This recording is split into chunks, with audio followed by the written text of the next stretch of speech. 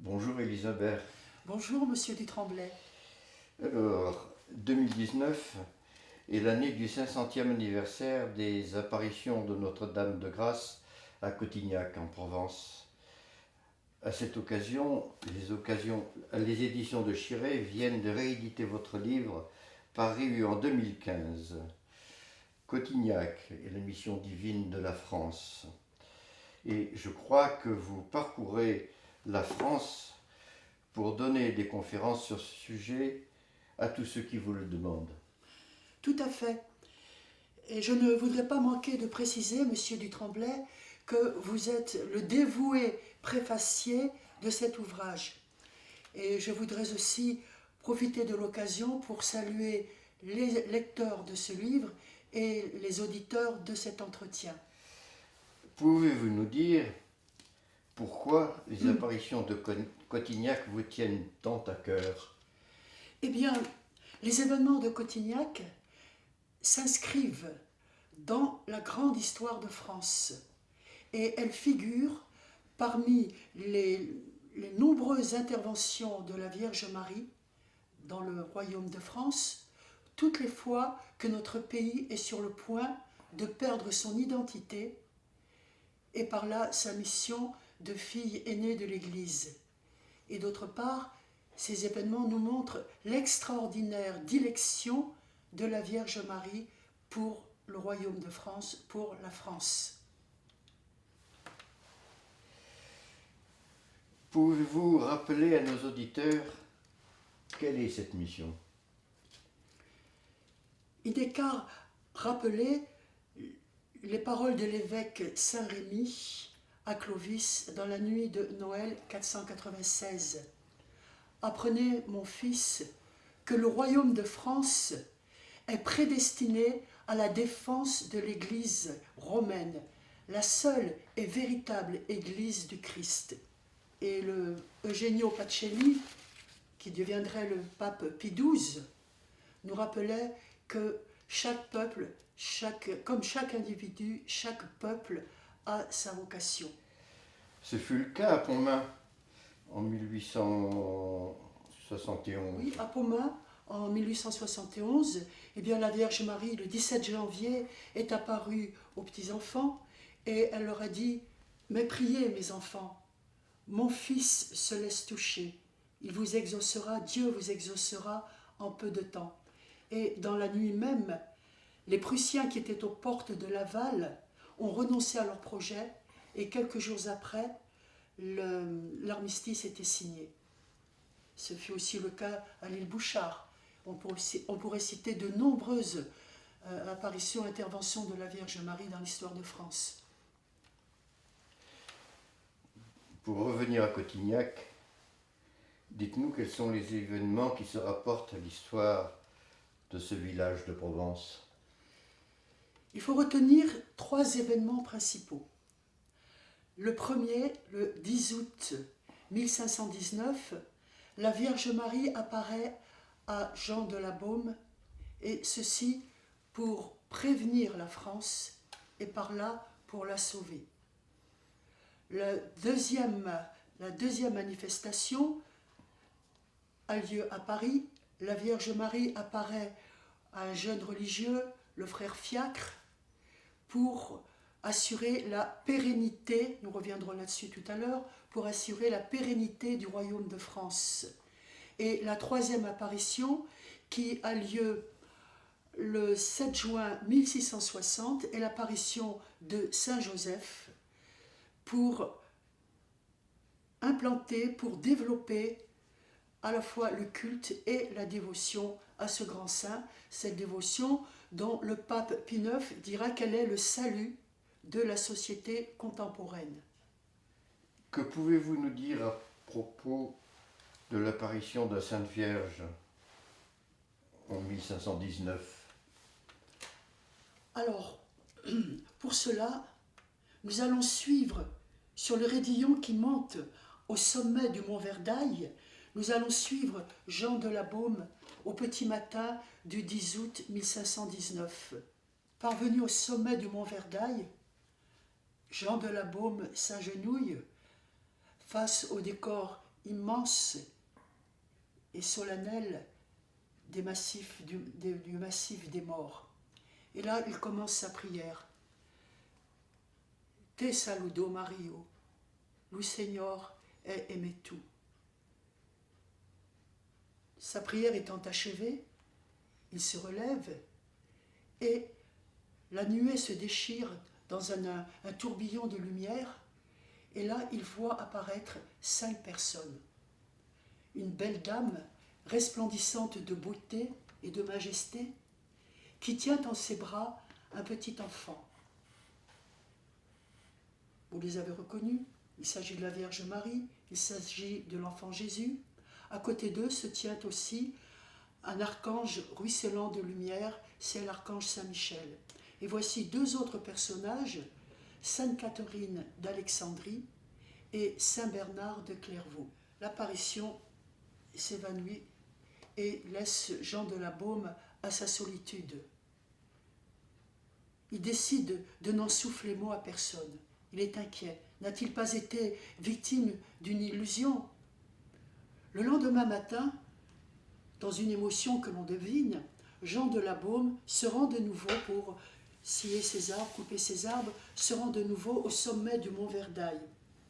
Et sa prière étant achevée, une fois encore, il voit apparaître ces 5 personnages. Donc, à ce moment-là, cette fois, la Vierge Marie s'adresse à Jean de la Baume. Dites au clergé, dites aux notables, que je désire que soit construite ici une église sous le vocable de Notre-Dame de Grâce, et qu'on y vienne en procession pour recevoir les grâces que je désire y répandre. Et cette fois, l'apparition disparaît.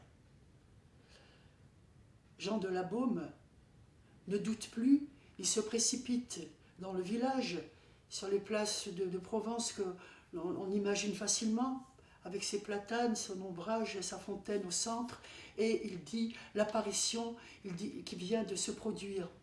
Le village le croit. Et peu de temps après, 1 mois après, on va souscrire aux vœux, satisfaire aux vœux de la Vierge Marie. Tout le village se porte au sommet du mont Verdaille pour commencer les travaux de cette chapelle demandée par la Vierge Marie. Au premier coup de pioche et de pelle, stupeur, des ossements apparaissent, accompagnés de quelques objets qui permettent de penser qu'il s'agit là de la tombe d'anciens martyrs. Et d'autre part, des guérisons ont lieu immédiatement.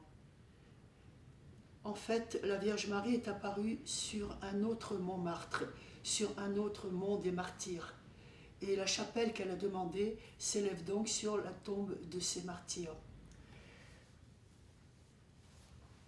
Alors, existe-t-il un lien entre ces apparitions et l'émergence du protestantisme en France? Oui, bien entendu.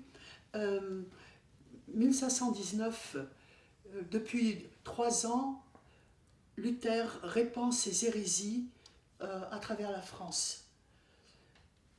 Il nie les dogmes de notre religion, en particulier le célibat des prêtres, le port de l'habit religieux, les vœux religieux, les indulgences. Il nie encore le purgatoire, les saints, en particulier la Vierge Marie, et bien entendu, il s'attaque à la messe. Alors, en quoi l'apparition de Notre-Dame de Grâce est-elle une réponse aux hérésies de Luther?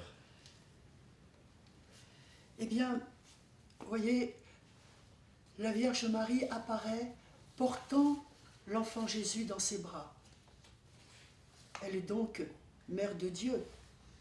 Et Jésus lui-même cautionne les paroles qu'elle a prononcées. Elle s'adresse au clergé quand elle dit « allez dire au clergé ». Elle est donc mère de l'Église. Allez dire au consul, elle est donc reine de France. Elle parle des grâces qu'elle désire répandre. Elle est donc dispensatrice de toute grâce, ce qui nous laisse pressentir qu'elle est aussi médiatrice de toute grâce. Maintenant, parlez-nous de la deuxième manifestation de Notre-Dame de Grâce, près de 140 ans plus tard à Paris, cette fois-ci. Nous allons parler du contexte historique de cette apparition. Louis XIII, le roi toujours victorieux, le roi que l'on appelle le juste, est marié depuis 21 ans à la reine Anne d'Autriche. Le mariage de Louis XIII et d'Anne d'Autriche n'a pas donné d'héritier à la France, ce qui inquiète énormément les Français et ce qui surtout va favoriser les complots. La reine Anne d'Autriche multiplie les prières, multiplie les sacrifices, multiplie les aumônes et mobilise toute la communauté pour prier à cette intention. Et là, il nous faut parler d'un jeune frère, un Augustin Déchaussé, le frère Fiacre, qui a eu d'ailleurs beaucoup de peine à se faire admettre dans son couvent. Qu'avait-on à faire d'un potier en étain, d'une âme si simple, si humble? Enfin, le voici admis, or il tombe malade. Il tombe gravement malade. Et il se désole. Comment?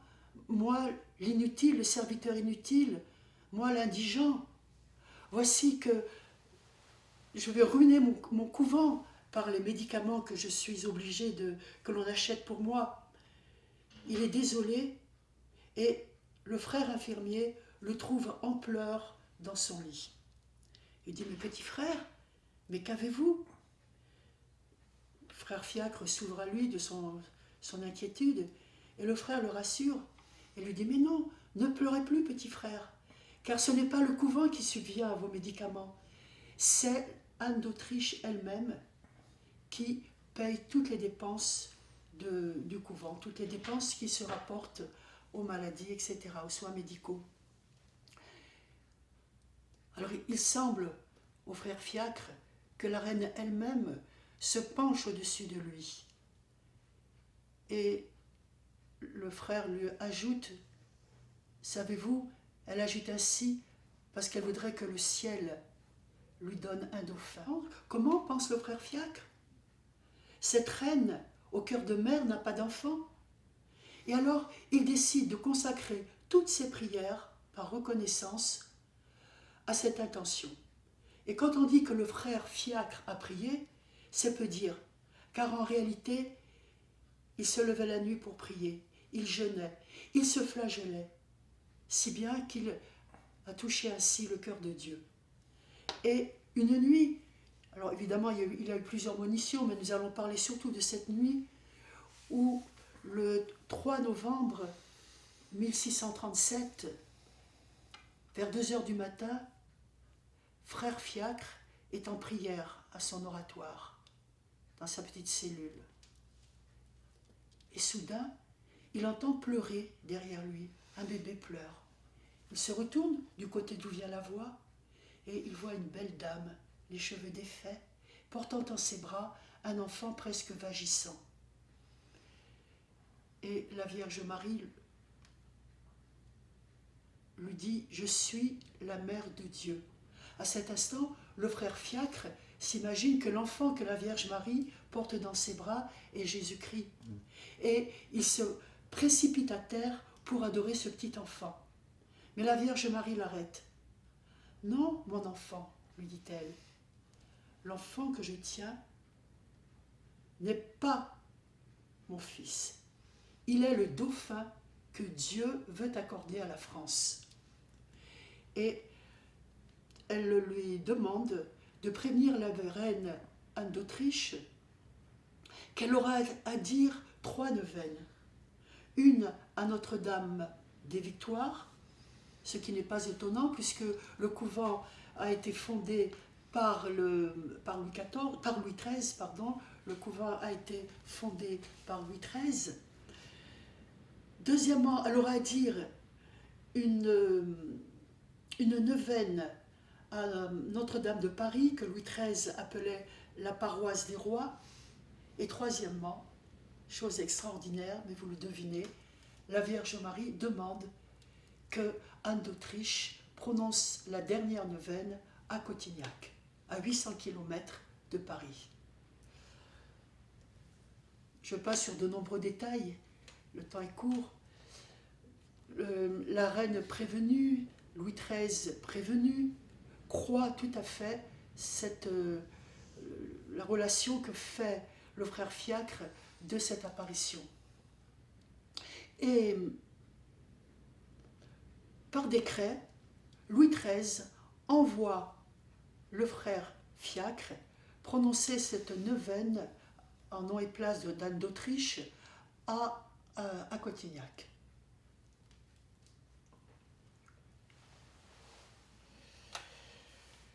Alors, la consécration du royaume de France par le roi, le 15 août 1637, consécration que l'on désigne habituellement par le vœu de Louis XIII, a-t-elle un rapport avec les événements de Cotignac et la naissance du dauphin?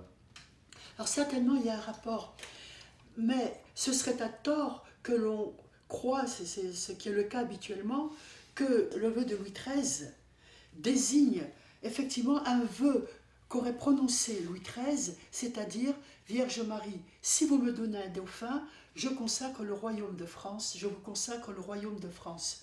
Tel ne fut pas le cas.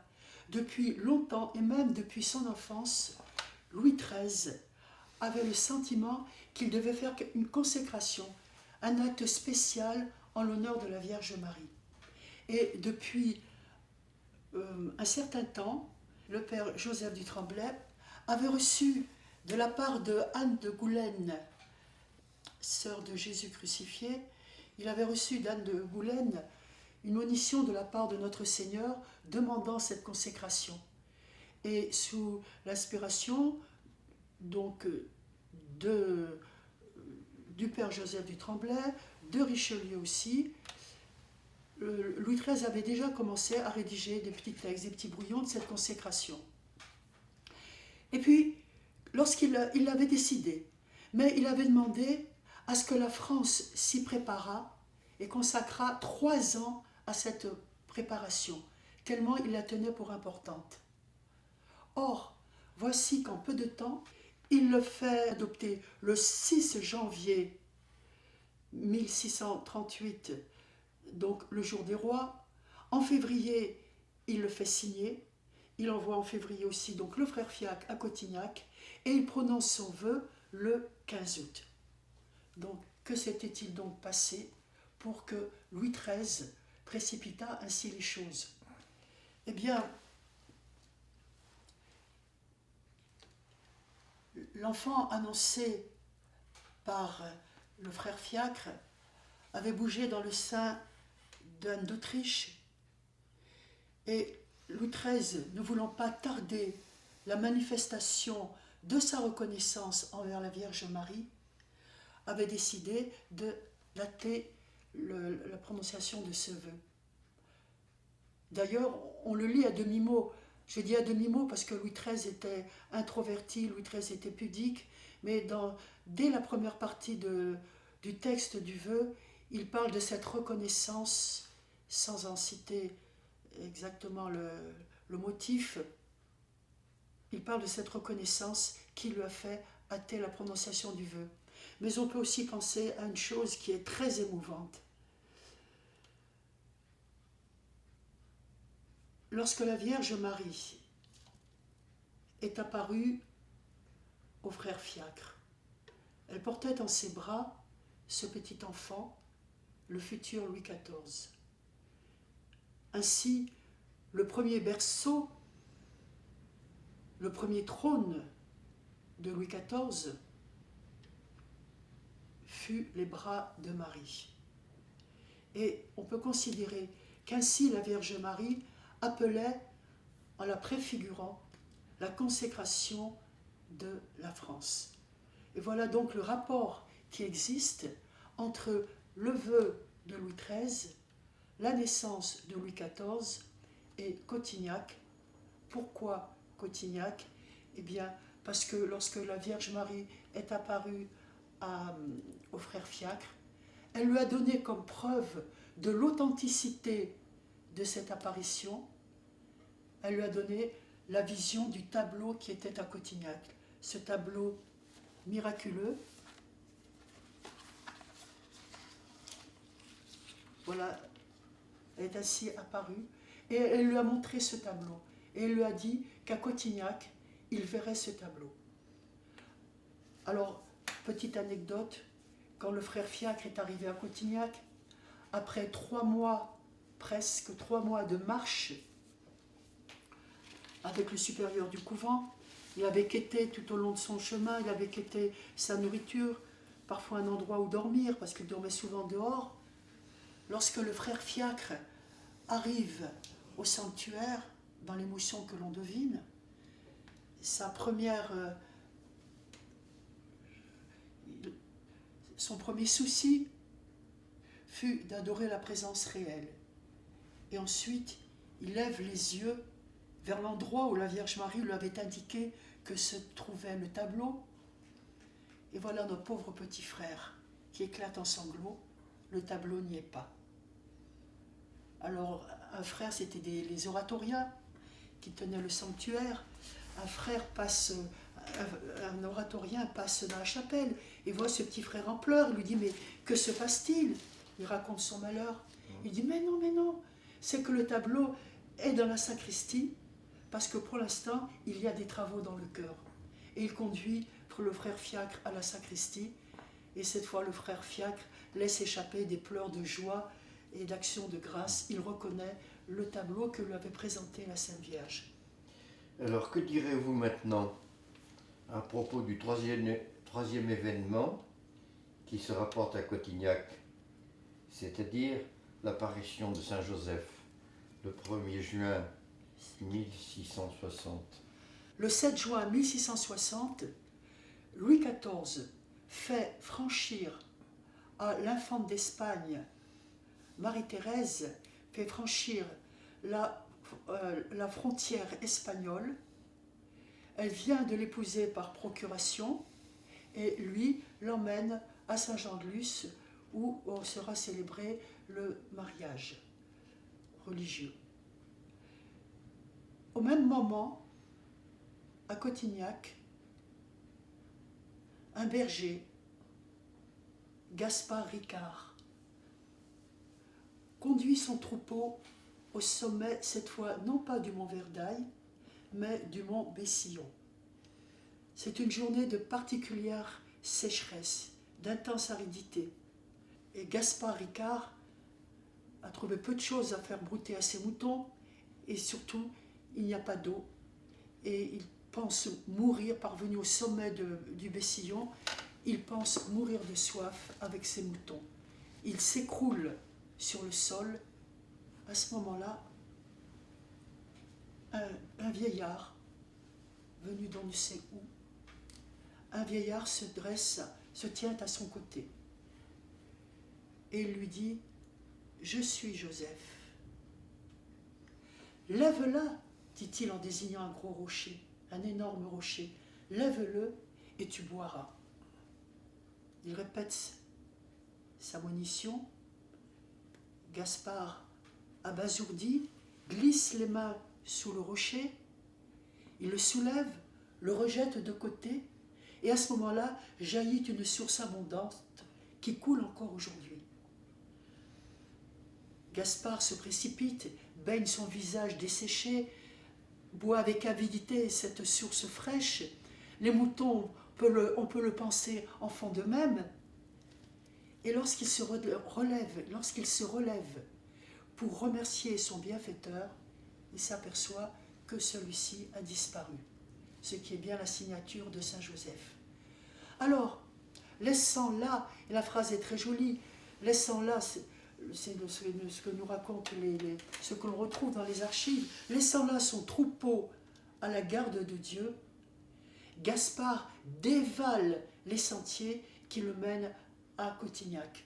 Et là, sur la place du village, il raconte ce qui s'est passé. Il jouissait d'une excellente réputation. C'est pourquoi il est cru tout de suite. Et tout le monde se précipite pour franchir les 3 km 500, il faudrait parler en lieu, pour franchir cette distance qui se sépare du mont Bessillon. Il faudra 8 hommes pour soulever cette pierre que lui a dégagée sans peine. Et il ne sait que répéter, c'est bien Saint Joseph qui m'est apparu. C'est bien Saint Joseph qui m'est apparu. Très vite, des miracles se produisent sur le lieu de cette apparition. Alors, bien entendu, on va dire, mais quel rapport entre l'histoire de France, l'histoire de Cotignac et l'apparition de Saint Joseph?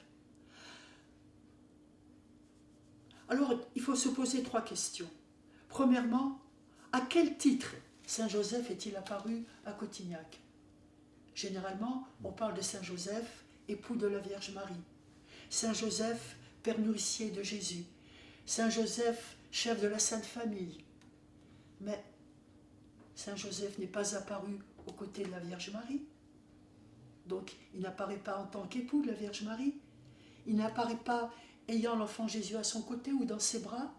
Donc, ce n'est pas sur le titre du père nourricier de Jésus qu'il apparaît. Il n'apparaît pas avec la Vierge Marie à son côté et l'enfant Jésus. Donc, il n'apparaît pas en tant que chef de la Sainte Famille. Alors, à quel titre apparaît Saint Joseph?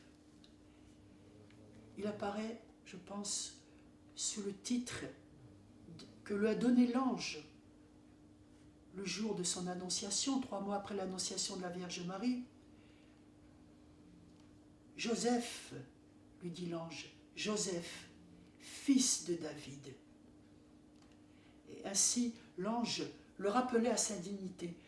Non pas que Joseph ait douté de l'honneur de la Vierge Marie, mais subodorant ce mystère, il se sentait dépassé et dans son humilité, il ne voulait pas être mêlé à cette affaire. Saint Joseph, fils de David, lui dit l'ange, le rappelant sa dignité. Et bien là, Saint Joseph apparaît en fils de David, c'est-à-dire dernier roi de Juda, sous son titre royal. Et, deuxième question qu'on peut se poser, à qui s'adresse-t-il? Eh bien, il faut savoir que Gaspard Ricard, en réalité, n'est que le mandataire de Saint Joseph. À travers sa personne, c'est au roi Louis XIV que Saint Joseph s'adresse. Joseph, fils de David. Joseph, roi d'Israël. Joseph, roi de France, depuis que la mission d'Israël a été confiée à la France. Il s'adresse au roi Louis XIV. Effectivement, lorsque Louis XIV a appris cette apparition à Cotignac, il a été abasourdi. Comment? Le ciel se manifeste encore à Cotignac. Cotignac, où les rois du ciel et le roi de la terre se rencontrent. Cotignac, on pourrait dire, c'est la boîte aux lettres entre le ciel et la terre. Et Louis XIV ne doute pas que le message s'adresse à lui. Et effectivement, Louis XIV a quelque chose presque à se reprocher. En effet, Grégoire XV, en 1621, avait demandé à ce que le culte de Saint Joseph, et particulièrement la fête de Saint Joseph, Grégoire XV avait demandé à ce que la fête de Saint Joseph, le 19 mars, devienne une fête d'obligation. Et Urbain VIII, en 1642, avait renouvelé ce mandement, cette prescription pontificale. Or, il fallait que tous les pays catholiques, que tous les rois des pays catholiques entérinent, imposent par décret cette fête d'obligation dans leur pays, ce que s'était empressé de faire l'Italie. Mais la France, par indifférence, par inertie, n'avait pas réagi. Or, il fallait que la France, fille aînée de l'Église, premièrement, donne l'exemple, Et il fallait aussi que, deuxièmement, eh bien, elle ne faillisse pas à sa mission. Louis XIV, réalisant la situation, a décidé de faire imposer ce décret.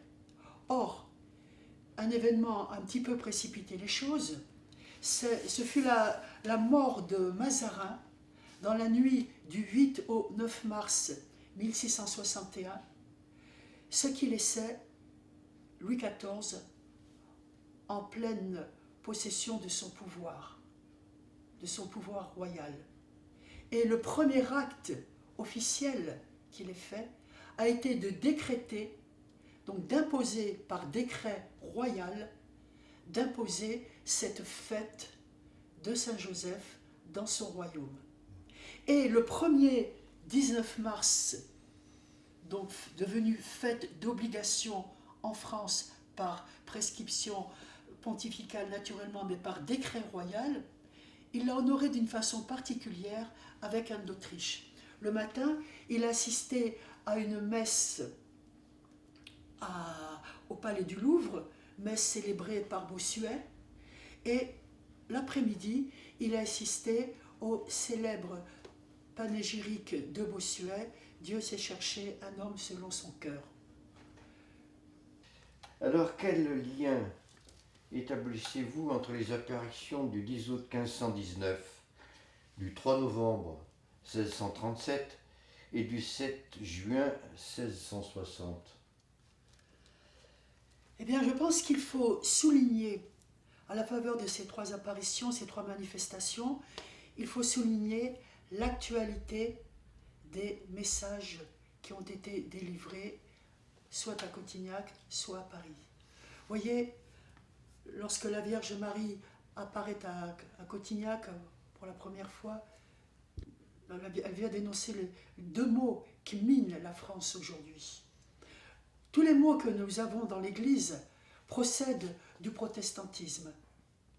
La messe qui perd son caractère sacrificiel, les sacrements qui ne sont plus dispensés selon les rituels de l'Église, et tant d'autres mots qui font que la foi catholique n'est plus transmise aujourd'hui.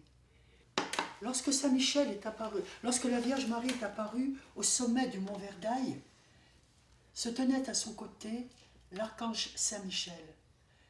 L'archange Saint Michel qui avait dit à Sainte Jeanne d'Arc « Je suis le protecteur de la France ». Et la pucelle d'ajouter « Il me disait que je vinsse au secours du roi de France ». Voyons aussi Sainte Catherine d'Alexandrie, jeune martyr à 17 ans du IVe siècle. Sainte Catherine d'Alexandrie qui prépara l'enfant de Don Rémy à sa mission. Et c'est derrière l'autel de la chapelle que Charles Martel fit bâtir à Fierbois, c'est derrière cet autel que Sainte Jeanne d'Arc envoya chercher l'épée de Charles Martel. Car dans cette chapelle de Sainte Catherine de Fierbois, les soldats avaient l'habitude de venir déposer en ex-voto leurs épées, leurs armes en reconnaissance. Et Sainte Jeanne d'Arc était à Tours lorsqu'elle demanda que l'on vint chercher cette épée. Comment la reconnaître, cette épée de Charles Martel? Comment la reconnaître entre tant d'autres? Eh bien, elle portait dans sa garde 5 croix qui représentaient les 5 plaies du Christ. Et quand on s'est saisi de cette épée, la rouille est tombée d'elle-même. Et c'est cette épée qui par 2 fois sauva la chrétienté, une fois dans les mains de Charles Martel, lors de la bataille de Poitiers en 732, pour nous sauver de l'islam, et une autre fois dans les mains de Sainte Jeanne d'Arc, qui s'en est servie pour bouter les Anglais hors de France. Elle ne parlait pas de réinsertion, elle ne parlait pas de... Enfin, voilà, pour bouter les Anglais hors de France. Voyons aussi Saint Bernard de Clairvaux, Saint Bernard qui prêcha la deuxième croisade à Vézelay en 1146, et Saint Bernard, grand dévot de la Vierge Marie, et qui disait « Saignez, saignez du verbe ceindre, saignez vos reins, n'abandonnez pas le roi des cieux. » Et on pourrait dire que la présence des 5 personnes qui sont apparues à Jean de la Baume, la Vierge Marie, l'enfant Jésus dans les bras de Marie, Saint Michel, Sainte Catherine d'Alexandrie, Saint Bernard, on pourrait dire que ces 5 personnes, la présence de ces 5 personnes reprend ce cri de guerre de Saint Bernard. Saignez vos reins, saignons nos reins, n'abandonnez pas le roi des cieux dans cette période si difficile que traverse la Sainte Église. Voilà déjà l'actualité de ce premier message. L'actualité du deuxième message de la Vierge Marie, cette fois de l'actualité du deuxième message qui paraît dans l'apparition au frère Fiacre, nous montre la volonté du ciel de donner une pérennité au royaume de France à travers la naissance miraculeuse du dauphin, à travers la naissance miraculeuse de Louis XIV. Et puis, troisième apparition, celle de Saint Joseph, le 7 juin 1660, sur le mont Bessillon. Eh bien, nous le comprenons bien mieux à travers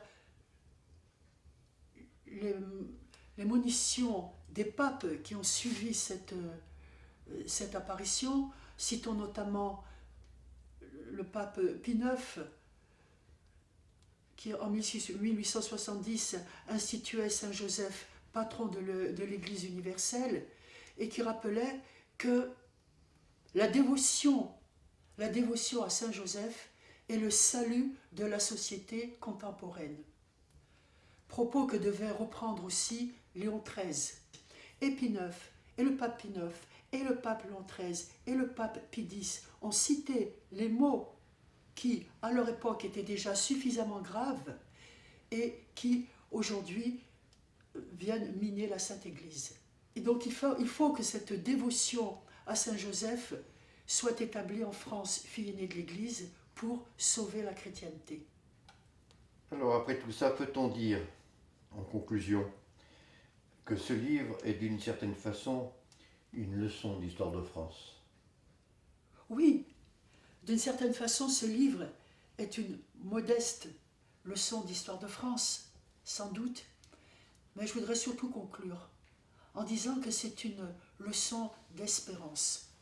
Voyez, toutes ces apparitions nous montrent la dilection extraordinaire du ciel, la dilection extraordinaire de la Vierge Marie pour le royaume de France, dont Sainte Jeanne d'Arc disait « Le royaume de France est le plus beau après celui du ciel ». Leçon d'espérance aussi, puisque le bon Dieu a confié une mission à la France, c'est certain, mais il ne la laisse pas en déshérence. Et toutes les fois donc, toutes les fois que la France a failli, comme je le disais au début de cet entretien, toutes les fois que la France a failli perdre son identité, a failli perdre sa mission providentielle, eh bien le ciel est intervenu. Et nous pouvons espérer, nous pouvons penser, nous pouvons croire que le ciel interviendra dans cette époque si difficile que nous traversons. Je voudrais avant tout citer le maréchal Pétain. On a revendiqué plus qu'on a servi. On a voulu épargner les forts. On rencontre aujourd'hui le malheur. Je hais les mensonges qui vous ont fait tant de mal, mais j'ai foi dans le relèvement de la France. Son passé répond de son avenir. La patrie demeure intacte tant que subsiste l'amour de ses enfants pour elle. La France remettra en honneur les grandes vérités de la morale chrétienne qui ont formé la base solide de notre civilisation. Et nous laisserons maintenant le pape Saint Pie X conclure sur ce message d'espérance. Un jour viendra, et il ne tardera guère, où la France, comme autrefois Saul sur le chemin de Damas, sera enveloppée d'une lumière céleste, et où elle entendra une voix qui le répétera : « Ma fille, pourquoi me persécutes-tu » Et sur sa réponse : « Qui êtes-vous, Seigneur ?» La voix répliquera : « Je suis Jésus de Nazareth que tu persécutes. Il t'est dur de réjaber contre l'aiguillon, parce que dans ton obstination, tu te ruines toi-même. » Et elle, frémissante, étonnée, dira : « Seigneur, que voulez-vous que je fasse » Et lui : « Lève-toi des souillures qui t'ont défiguré.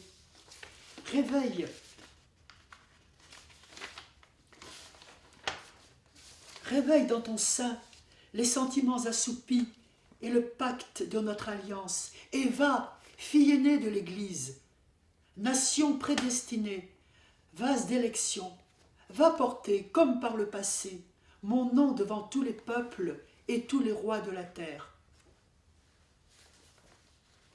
Quelle grâce nous est donnée, dans cette époque terrible, de préparer le triomphe du cœur immaculé de Marie et de participer à ses côtés à l'établissement du règne de son Fils, du règne du cœur de son Fils jusqu'aux confins de l'univers. Je crois que là est le message de Cotignac. Eh bien, mademoiselle, il ne nous reste plus qu'à vous remercier pour cet entretien qui a été véritablement passionnant et que j'espère va intéresser au plus haut degré la France entière qui va vous écouter tout au long de vos pérégrinations futures.